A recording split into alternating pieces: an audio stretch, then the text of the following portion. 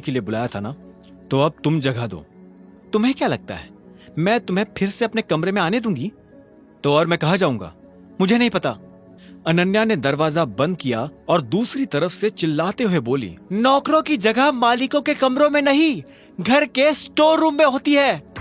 यह सुनते ही अभिनव को बुरा लगा, पर वो कर भी क्या सकता था। उसने बस बंद दरवाजे को देखा और हताशा से अपना सिर हिलाने लगा।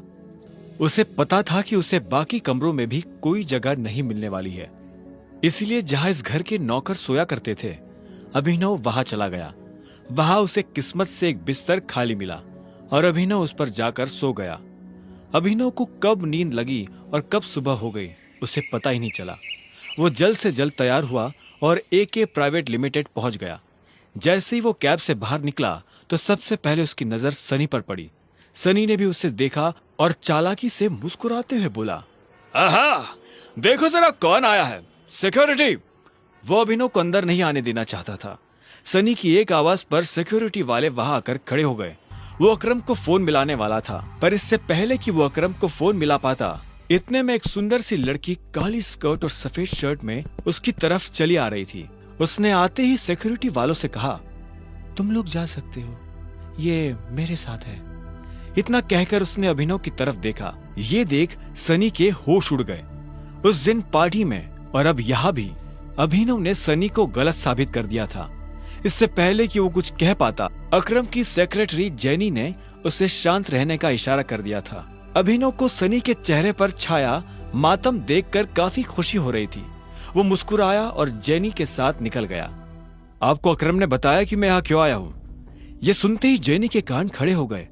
अभिनव जैसा आदमी जो यहाँ नौकरी के लिए आया था, वो अकरम को अकरम कहकर बुला रहा था। जेनी ने इस सवाल का कोई जवाब नहीं दिया। उसने अपने ऑफिस का दरवाजा खोला और अंदर चली गई। अभिनव भी उसके पीछे पीछे अंदर आया और बोला, तुमने मेरे सवाल का जवाब नहीं दिया। सॉरी, जेनी ने कहा। जेनी ने जिस तरह से सॉरी कहा, अभिनव को समझ आ गया था कि वो उसे पसंद नहीं करती थी। जेनी ने इतने में अपनी टेबल पर रखा एक पेपर उठाया और अभिनव की तरफ बढ़ा दिया। अभिनव ने पेपर लिया और उससे पढ़ने लगा। उस पेपर पर उन नौकरियों के नाम लिखे थे जो अभिनव कर सकता था। उसने लिस्ट पर अपना ध्यान लगाया और देखा कि उसमें कुछ नौकरियों के ऊपर स्टार बना हुआ था। उसने जेनी को देखा और बोला, ये यहाँ स्टार क्यों बना? ये स्टार इसलिए बना है क्योंकि इन पोजीशंस पर हमारे पास ऑलरेडी कोई ना कोई काम कर रहा है और हम इन पर नई भर्ती नहीं ले रहे हैं। तुम चाय लेना पसंद करोगे या कॉफी?